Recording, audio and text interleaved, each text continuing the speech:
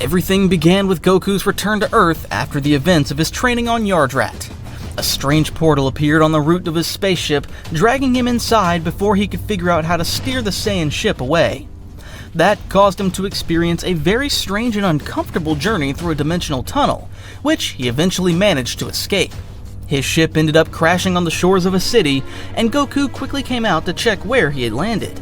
At first, Goku felt disoriented by what had happened, but he calmed down when he saw that he was still on Earth, or at least that was what he initially believed. However, he soon realized that the environment felt different, and that nearby places looked nothing like anything he knew. Why does everything look so different? While Goku wondered about that, he decided to fly over the cities to see if he could recognize any of them, but all the buildings he came across seemed unusual. On top of that, he couldn't sense the energy of any of his friends, which was definitely not normal. That led him to conclude that he wasn't in his home after all, but rather in a different place. Of course, his arrival did not go unnoticed, as Cecil's team had received information about a man flying through the skies, one they had no prior record of. This raised a lot of questions for all those who knew of the situation, especially since they had recently gone through Omni-Man's betrayal and massacre. So they had no idea if this stranger might be a threat or a potential ally. They clearly couldn't afford to ignore it, so Cecil decided to test Goku by sending one of his strongest heroes to intercept him, none other than the Immortal himself. Because of that, Goku quickly noticed a strange presence heading his way, different from the ordinary people in the cities. That's when the Immortal arrived where Goku was, staring at him intently, making sure he didn't make any suspicious moves. "You don't seem to be from around here, so I'll ask only once. Who are you, and why are you flying around these cities?" Goku looked at the Immortal with a confused expression, not understanding why he was being addressed with such hostility. "Hey, relax! I just showed up here out of nowhere and was trying to figure out where I am." "Are you telling me you're not from Earth?" "Well, technically I'm not from Earth, but I think that's not the only..." Before he could finish talking, the Immortal clenched his fist slightly upon hearing Goku's admission, as he had bad memories with beings from other planets, especially after what had happened with Omni-Man. Without warning, the Immortal lunged toward Goku to attack him, not wanting to risk giving another alien being a chance to strike first. Not again. Goku was startled by the sudden attack, but he didn't hesitate to block it with one hand. The impact caused a slight gust of wind, but the Immortal showed no sign of backing off. "Hey, wait! Why are you attacking me out of nowhere?" "I won't make the same mistake again. If you come from somewhere else, you'd better leave now or I'll put an end to you right here." The Immortal was shocked by Goku's strength since Goku had so effortlessly stopped his punch. But that only gave him more reason to see Goku as dangerous. The Immortal kept attacking Goku in midair with all his might, determined to land a hit. Goku didn't really understand why he was being attacked, so he merely avoided the blows. Meanwhile, Cecil's team was watching the encounter. Setting aside the fact that the Immortal had recklessly initiated combat, Cecil focused on the fact that Goku appeared to be stronger than even the Immortal. That gave Cecil no peace of mind, so he quickly considered sending reinforcements in case the situation got out of hand. "We don't have a choice. Contact Invincible so we can head there as well." Meanwhile, the mid-air fight continued, with the Immortal still upset by Goku's presence and by the fact that he couldn't land a single blow despite using all his strength. Eventually, Goku decided to grab the Immortal's arms to stop him in hopes that he could talk things out. The Immortal was stunned by Goku's tremendous strength because once he was pinned, he couldn't move at all. "Look, I don't want to fight you. I'm just lost and looking for answers. Can we talk this out like civilized people?" Goku let go of the Immortal's arms to show that his intentions were genuine. The Immortal, frustrated by Goku's apparent indifference to his attacks, backed up a few meters in the air, staring at him, trying to see if there was any hint of evil intentions. All he could see in Goku was calmness, even curiosity. "What kind of being are you? You're not like the Viltrumites, but your strength is ridiculous. Where exactly do you come from?" Goku smiled slightly, crossing his arms. "I'm Goku, a Saiyan raised on Earth, and believe me when I say I mean no harm. I came here by accident, but it looks like this place is very different from mine." During their brief exchange, Goku sensed a stronger energy approaching, apparently surpassing the Immortal's power. That energy belonged to none other than Invincible, who had answered Cecil's call right away. Goku was surprised to see someone else who could fly. Apparently that was something common in this place. "Tell me, Immortal, how are things going? Is he dangerous?"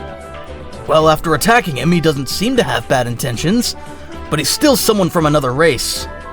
Hearing that, Invincible decided to ask Goku a crucial question, in order to gauge whether he could be trusted. "In that case, answer this. Have you heard of the Viltrumites?" Goku looked puzzled by Invincible's question, since the term Viltrumites didn't ring a bell at all. In fact, it sounded somewhat strange to him. "Honestly, no. Is that some kind of local dish or something?" Invincible and the Immortal were a bit taken aback by his answer. It was as though Goku wasn't taking the question seriously, yet despite that, he seemed sincere. But before they could say anything else, a pair of drones from Cecil's team arrived on the scene, projecting a holographic image of the leader of the Global Defense Agency. "Hold it right there. I'm Cecil Stedman. We've been monitoring everything that's going on, and so far you don't appear to be an immediate threat, but I need clear answers. How did you get here, Goku? And why is your power so outrageous?" Goku scratched his head, laughing softly. "I'm not really sure. I was on my way back home with my friends when this sort of portal opened from out of nowhere, and next thing I knew, I was here. And about my power, well, I guess I just train a lot. Ever since I can remember, I've dedicated myself to that." Goku spoke humbly, though with a subtle hint of pride. Cecil glanced over at the Immortal and Invincible, who nodded slightly to indicate that though he had met with resistance, Goku showed no hostile intent and didn't seem to know anything about Viltrum. "Alright. For now, we'll invite you to our facilities for an evaluation. I don't want any more incidents in the cities.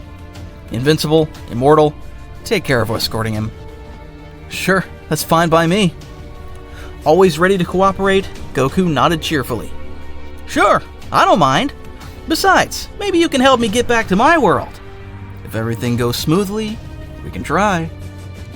With that final exchange, they all flew toward the facility so that Goku could settle in and talk directly with Cecil's team. As they flew to the base, the Immortal couldn't help keeping his guard up. Even though Goku seemed harmless, his enormous power reminded the Immortal too much of Omni-Man, which made him uneasy after everything that had happened to the Guardians of the Globe. Goku, on the other hand, tried to break the ice during the flight, feeling curious about the people of this world. He wondered if everyone here possessed powers like that. "Honestly, you're really strong. You remind me of someone I know. Do you also train a lot?" Still cautious, the Immortal answered. "I've lived a long time and faced many threats. Training is part of the job. But you're different. You seem to hold more power than you show. Why didn't you fight seriously?" "I didn't have a reason to fight you. Plus, I don't use my full power unless it's really necessary. But if you ever want a friendly match, I'd love it." The Immortal wasn't sure how to respond to Goku's laid-back attitude. On one hand, it irritated him that someone could be so powerful and relaxed at the same time. Yet there was something genuine and open about him that couldn't be ignored. The same was true for Invincible, except that despite his doubts, he found it encouraging to think that maybe this time they could count on an ally and avoid repeating what happened with his father. "Anyway, welcome to the Land of Heroes." Goku grinned at Invincible's welcome, showing his appreciation. Upon arriving at the agency's facilities, Goku was greeted by the scrutinizing gazes of scientists and the rest of the team. Goku felt a bit uncomfortable with everyone staring at him and getting too close, but he ended up allowing them to examine him, hoping that Cecil's team would help him return to his world. Meanwhile, Cecil watched closely from the control room as they ran tests on Goku with various devices, confirming that Goku was indeed more powerful than he let on, though it was still unclear whether that was good or bad. "Alright, Goku, if you want our help getting back to your world, we need to know more about you. We recently went through something very serious, and we need to be sure. First of all, exactly how strong are you? What are your abilities? And most importantly, what will you do if we can't send you back?" With his usual carefree attitude, Goku answered his questions. "Oh, I'm pretty strong. I can manipulate my own energy for all sorts of techniques, and I'm an expert in martial arts. But don't worry, I'm not here to make trouble. And if you can't send me back, then, well, I guess I'll find something fun to do here while I figure out how to return." Cecil's team exchanged glances, some of them confused and others nervous. But Cecil had one thought in mind. If this man was as powerful as he seemed, they might need him in the future, especially given the threats that were getting worse every day. At that moment, Invincible came by to observe Goku's evaluation, but also to talk with Cecil about what he was thinking.